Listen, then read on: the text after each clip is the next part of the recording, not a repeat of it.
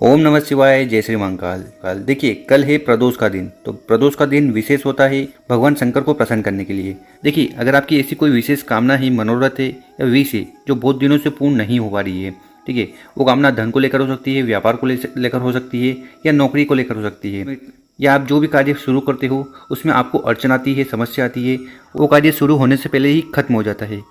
इसके साथ अगर जीवन में कर्ज है और घर में बीमारी है तो आपको ये उपाय जरूर करने चाहिए। तो पूज्य गुरु जी की कथा को सुनकर ही ये उपाय बहुत अच्छे से समझाएंगे। उसके पहले इस वीडियो को लाइक कर दें और चैनल पर नए हो तो सब्सक्राइब जरूर करिएगा। देखिए, इस वीडियो में हम आपको 3 उपाय बताएंगे और तीनों उपाय बहुत ही विशेष, बहुत ही इंपॉर्टेंट होने वाले हैं।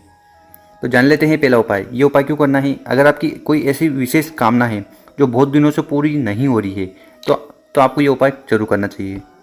तो इस उपाय में जो सबसे पहले सामग्री हमें चाहिए वो है जल का लोटा। तो तांबे का लोटा ले लेना और इस तांबे के लोटे में आपको अपने घर से जल भर लेना है। जल को आपको विशेषकर अपने किचन से भरना चाहिए।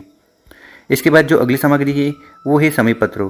ठीक, तो समी पत्र आपने देखा होगा। तो यहाँ पर इस उपाय में मात्र एक समी पत्र की जरूरत है और जब भी समी पत्र की बात हो तो इस प्रकार से आपको पूरा एक समी पत्र लेना है। इसके बाद जो अगली सामग्री है वो है बेलपत्र। तो आपको इस उपाय में लेने हैं 5 बेलपत्र। ठीक, और जो बेलपत्र आप लो वो कहीं से भी खंडित नहीं होने चाहिए। ठीक, और अगर आपको बेलपत्र नहीं मिले तो गुरुजी कहते हैं कि शिव मंदिर में जाकर शिवलिंग पर चढ़ी हुई बेलपत्र को उठाइएगा, शुद्ध जल से धोइएगा और अपने उपाय में उपयोग कर लीजिएगा। इसके बाद जो अगली सामग्री है वो है चावल का दाना। और ये चावल का दाना भी कहीं से खंडित नहीं होना चाहिए, अक्षत होना चाहिए।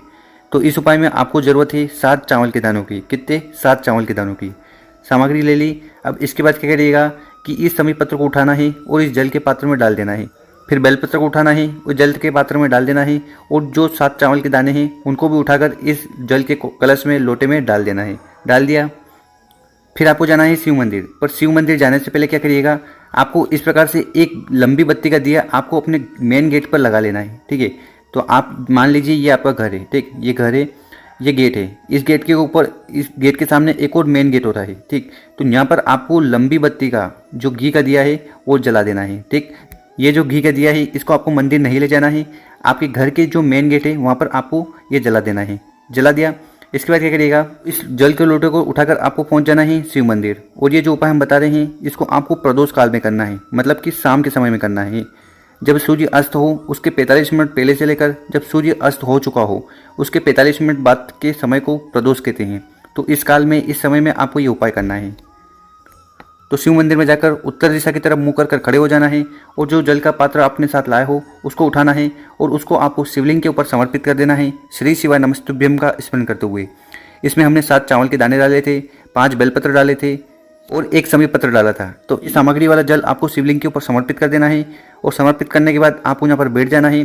ठीक है, और बैठने के बाद आपके मन में जो भी कामना है, जो भी इच्छा है जो बहुत दिनों से पूर्ण नहीं हो रही है, तो वो कामना, तो उस कामना का स्मरण कर आपको भोलेनाथ से निवेदन कर लेना है कि हे भोलेनाथ जी, हे शिव शंभु, हे त्रिकालदर्शी, हमारी जो कामना है, जो इच्छा है जो बहुत दिनों से पूर्ण नहीं हो रही है, तो वो कामना, वो इच्छा पूर्ण करें।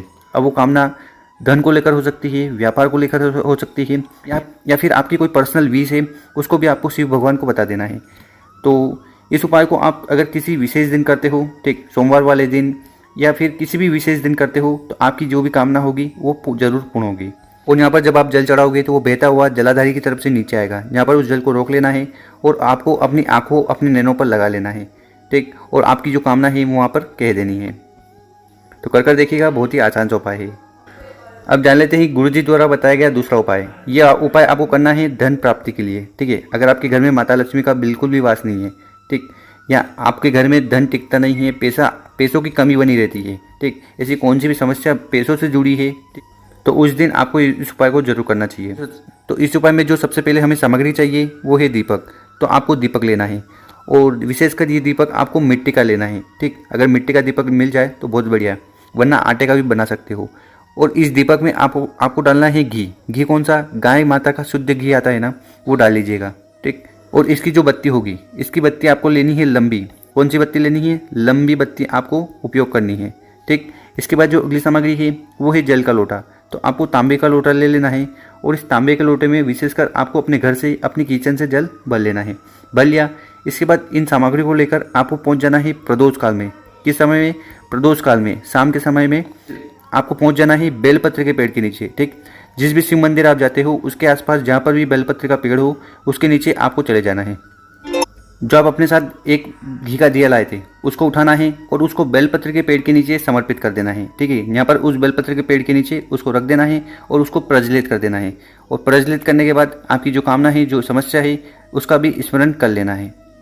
प्रज्वलित कर दिया, इसके बाद क्या करना है, और इसके बाद आपके पास जो जल का लोटा है, ठीक, उस जल को लोटे को उठाना है और उसको भी आपको बेलपत्र के पेड़ के नीचे समर्पित कर देना है, श्री शिवाय नमस्तुभ्यम का स्मरण करते हुए। दीपक लगाओ तो भी आपको श्री शिवाय नमस्तुभ्यम का स्मरण करना है, जल चढ़ाओ तो भी आपको स्मरण कर लेना है। ठीक, इसके बाद यहाँ पर आपको हाथ जोड़कर खड़े हो जाना है। उसके बाद आपके जीवन में जो भी धन से जुड़ी समस्या है या कर्ज है, ठीक, कर्ज क्यों होता है, अगर हमारे पास पैसा नहीं हो, ठीक, लोन के तौर पर किससे पैसा लिया है, ठीक है, वो पैसा हम दे नहीं पा रहे हैं, तो ये हमारा कर्ज हो गया। तो उस कर्ज को चुकाने के लिए आपको यहाँ पर विशेष कामना, अपनी विशेष इच्छा कह देनी है। देखिए, ये उपाय अगर आप बेलपत्र के पेड़ के नीचे जाकर कर लेते हो तो प्रदोष काल में बेलपत्र के पेड़ के नीचे माता लक्ष्मी का वास होता है।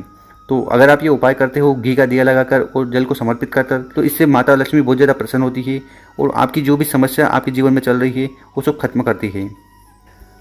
अब जान लेते हैं गुरु जी द्वारा बताया गया तीसरा उपाय। देखिए, तीसरा उपाय क्यों करना है, अगर आप प्रदोष काल में, प्रदोष का जो दिन आता है उस दिन आप इस उपाय को करते हो तो आपको विशेषकर ज़्यादा लाभ देखने को मिलता है। अगर आप उपवास कर रहे हो तो भी इस उपाय को कर सकते हो, और अगर आप उपवास नहीं भी कर रहे हो तो भी इस उपाय को कर सकते हो। तो आपको दोनों में, व्रत करते हो तो भी फायदा मिलेगा, नहीं भी करते हो तब भी इस उपाय को कर लेना है। तो ये उपाय भी कामना पूर्ति के लिए है और आपके जीवन में जो भी कष्ट चल रहे हैं, ठीक है, कष्ट चल रहे हैं, समस्या चल रही है, उनको खत्म करेगा। तो इस उपाय में हमें क्या क्या सामग्री की जरूरत है, तो इस उपाय में मात्र हमें एक जल का लोटा लेना है। ठीक है, तो तांबे का लोटा ले लेना और उस तांबे के लोटे में आपको विशेषकर अपने घर से, अपने किचन से जल भरना है, क्योंकि गुरुजी कहते हैं कि किचन से भरकर जल अगर हम शिवलिंग पर जाकर समर्पित करते हैं तो इससे हमारे घर के जो दोष हैं, ठीक है, जो समस्या है वो खत्म होती है। इसलिए जब भी शिवलिंग पर जल चढ़ाएं तो घर से जल को लेकर जाना चाहिए। तो बस इस जल के लोटे को उठाकर आपको पहुंच जाना है शिव मंदिर। कब जाना है, प्रदोष काल में, शाम के समय में चले जाना और शिव मंदिर में जाकर सबसे पहले उत्तर दिशा की तरफ मुंह कर खड़े हो जाना और ये उपाय करना है। तो उस जल के लोटे को उठाना है और उसको आपको शिवलिंग के ऊपर समर्पित कर देना है, श्री शिवाय नमस्तुभ्यम का स्मरण करते हुए। तो इस प्रकार से जल को समर्पित कर दीजिएगा। ठीक, और यहाँ पर जब आप जल समर्पित करोगे तो वो बहता हुआ जलाधारी की तरफ से नीचे आएगा। ठीक है, तो यहाँ पर आपको अपना हाथ रख लेना है। क्या करना है, यहाँ पर आपको हाथ रखकर उस जल को रोक देना है। रोक दिया, इसके बाद आपके जीवन में जो भी कष्ट है, ठीक है, या जो भी समस्या है या जो भी दुख आ रहे हैं उसका स्मरण कर आपको भोलेनाथ से कामना कर लेना है। और कामना करते समय आपको भोलेनाथ की तरफ देखकर कामना करनी है। बहुत सारे लोग इधर उधर देखते हैं, आपको इधर उधर नहीं देखना है। आपको भोलेनाथ के सम्मुख, भोलेनाथ की तरफ देखकर आपके मन में जो भी कामना है या जो भी कष्ट है या जो भी समस्या आपके जीवन में आ रही है उसका स्मरण कर आपको ये जल को यहाँ पर रोक लेना है। इसके बाद जो जल यहाँ पर आपने रोका है उसको नीचे गिरने देना। इसको आपको घर पर नहीं ले जाना है और ना ही इसका कुछ करना है। और गिरते समय क्या करिएगा, उस जल को थोड़ा उठाना है और आपको अपने नैनों पर लगा लेना है। कहाँ पर, अपनी आंखों पर उस जल को लगा लेना है और फिर से वहाँ पर आपको कामना कर लेनी है। जो भी दुख परेशानी है वो उसका स्मरण कर लेना है। देखिए, इस उपाय में आपको जल को रोकना है पर इस जल को आपको बिल्कुल भी घर पर नहीं ले जाना है। तो ये वाला वो उपाय है। तो कर देखिएगा, आपकी जो समस्या है, जो कामना है वो पूर्ण होगी।